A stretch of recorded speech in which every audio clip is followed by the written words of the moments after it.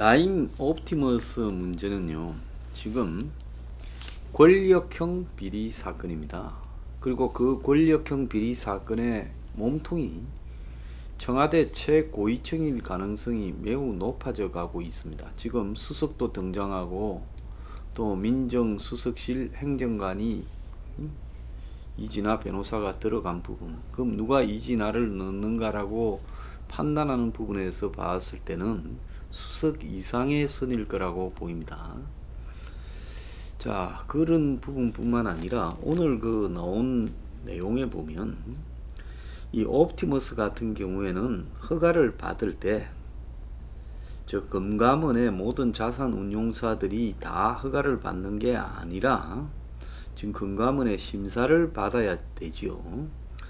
그런데 이 금감원에서 다른 운용사보다 이 지금 2배의 기간을 들여가지고 지금 옵티머스 운영에 12월 전까지 펀드 설정이 가능하겠느냐, 돈을 먼저 받아 외형을 갖추기는 어렵냐, 이런 문제를 갖다가 해결해주는 컨설팅 역할까지도 사실상 수행해 줬다는 겁니다.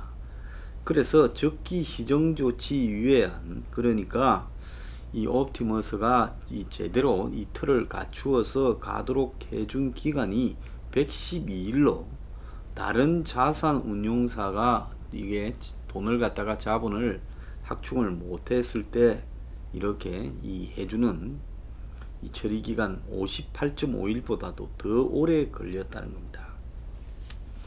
그래서 적기 시정 조치라는 것은 재무 건전성이 이 자산 운용사의 규제 수준에 미달하는 대사들에게 금융당국이 그걸 고쳐라고 요구하는 경영 개선 조치라는 거예요. 그런데 금방 해결할 수 있다고 판단할 때는 유예 결정을 내리는데 보통 그 유예 기간의 평균이 58.5일인데 이 옵티머스에게는 112일간이 걸렸다는 겁니다. 그래서 적극적으로 옵티머스를 도와서 시정 조치를 2017년 7월부터 12월 사이에 도와줬다는 겁니다. 그러니까 이혁진이를 쫓아내고 경영권을 장악해서 본격적으로 사모펀드를 해보려고 하던 초창기에 금감원이 직접적으로 적극적으로 도와줬다라는 것을 의미하는 겁니다. 그래서 금감원 직원과 옵티머스 간의 통화 내용이 나오는데요. 이때 이 김재현이가 금감원 직원과 통화를 하는데 2017년 11월 22일 날 문정권 들어서죠. 김재현이가 대주주 변경 관련 아까 선임님이 해주셨던 아이디어는 감독실하고 이야기하다 보니까 실익이 없을 것 같아 우선 회장님 앞으로 진행하는 것을 하겠다 하니 금감원의 선임이 그렇군요 네 하고 12월까지 펀드 설정이 가능하겠나?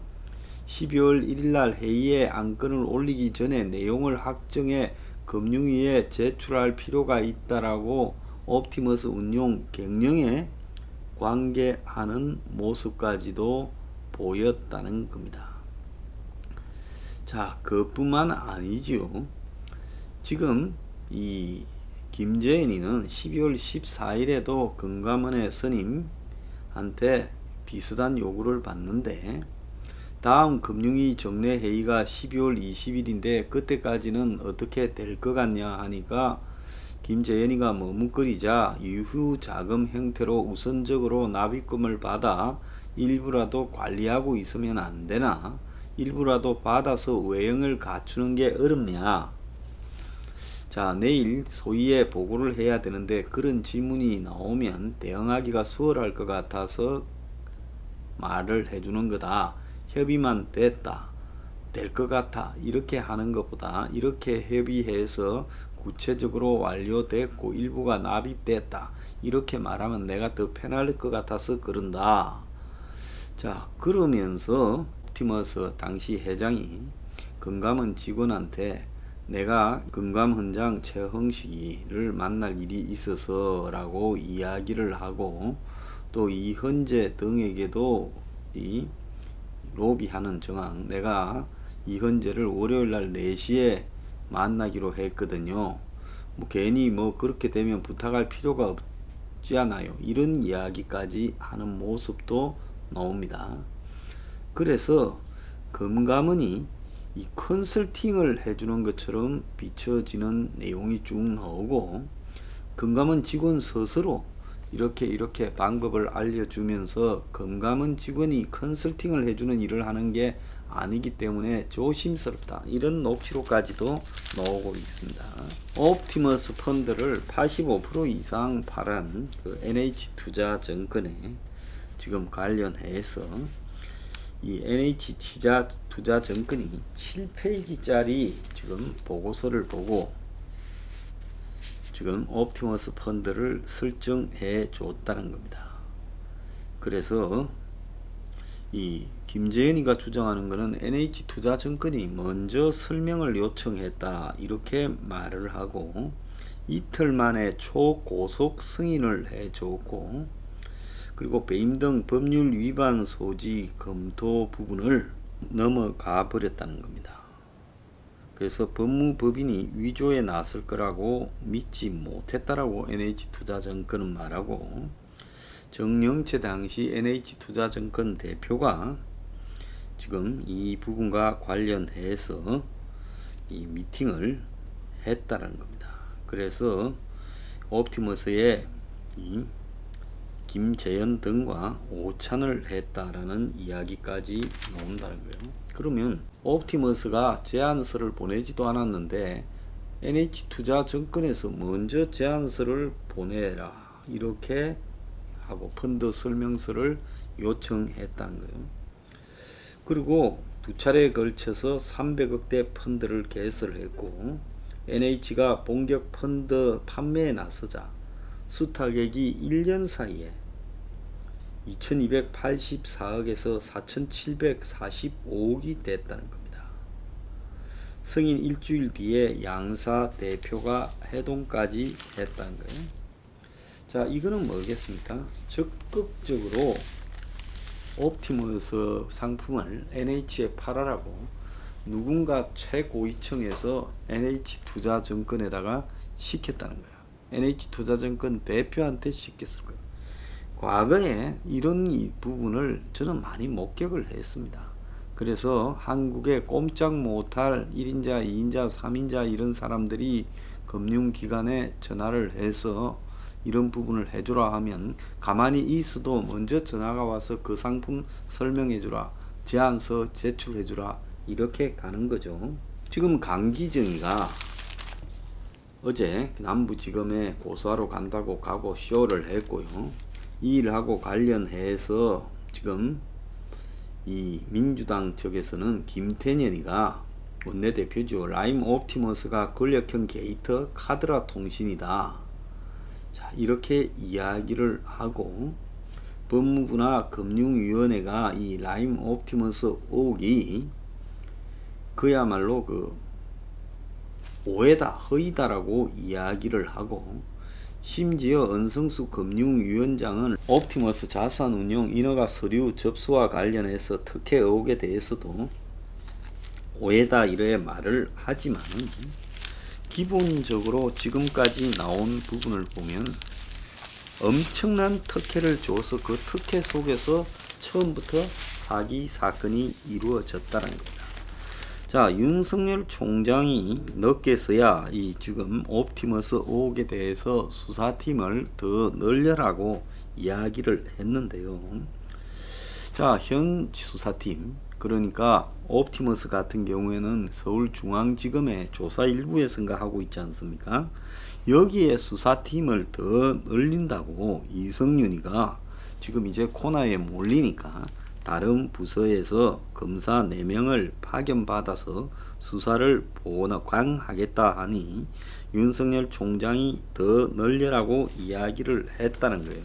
지금 옵티머스 수사하는 수사팀에 초짜 검사들, 비전문적인 검사들이 대부분이라가, 검사라도 격이 다른데 지금 이 검사들로는 수사가 불가능하다라는 겁니다. 그런데 이현재도 조사해야 되고 양호도 조사해야 되고 최동욱이도 정영재도 그 다음에 도망간 연예기획사 신씨도 이진아도 다 조사해야 되고 누가 이진아를 늘 줬는지도 이야기해야 되고 옵티머스 자체에서 만든 청와대와 여권인물 20명 이름이 적힌 옵티머스 리스트 이 부분에 대해서도 지금 조사를 해야 되는 겁니다. 지금 여권의 말대로 옵티머스 의혹이 사실무근이라면 왜 이성윤이가 더 검사를 보강했는가 이 말도 앞뒤가 맞지 않지 않습니까? 기동민이가 지금 불려가서 돈 3천만원 양복 2벌 받은 부분을 갖다가 지금 조사 받았고요. 또 김영춘 해수부 장관, 이수진 민주당 비례대표, 또 열린우리당 부대변인을 지낸 김갑수 등도 지금 비자로 조사를 받을 거다 이야기가 나오고 있습니다.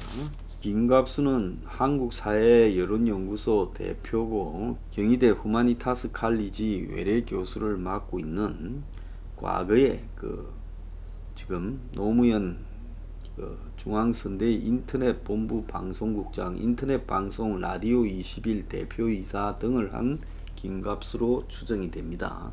김갑수가 여러 명이라서 제가 이야기를 정리해서 하는 거예요. 정치 자금을 라임에서 받았다라는 지금 김봉현이한테 받았다는 이수진은 69년생 대전 출신으로 더불어민주당 비례대표를 하는데 이 여자는 노동계 출신입니다. 그래서 한국노총 부위원장을 지냈고 그러다가 민주당에 들어가 가지고 이번에 지금 21대 국회의원 비례대표를 했습니다. 과거에도 더불어민주당 전국노동위원회 위원장을 지냈고 노동계 출신으로 민주당에 들어와 있다가 이번에 이제 비례대표가 된 이수진, 판사 이수진이 아닙니다. 그래서 이런 사람들이 지금 이 수사 대상에 올라 있다는 겁니다. 자, 이진아가 청와대 행정관이 된 뒤에 윤스코 변호사는 월급이 500만원에서 1,500만원으로 3배가 올랐고 또 이진아도 지금 이 청와대에 들어가게 되면서 돈 거래가 옵티머스하고 있었고 옵티머스 측에서 돈을 여러 차례 받은 걸로 나오고 있습니다. 자, 그래서 지금 이 사건은 청와대가 라임이나 옵티머스 같은 경우에는 김봉현이가 돈을 5천만원 줬다고 해도 조서에서 누락시켰어요. 그래서 법정에서 폭로했습니다. 법정에서 증인으로 폭로하면 그건 나중에 허위 진술일 경우에는 처벌이 훨씬 높아지는 무리수를 뒀어요.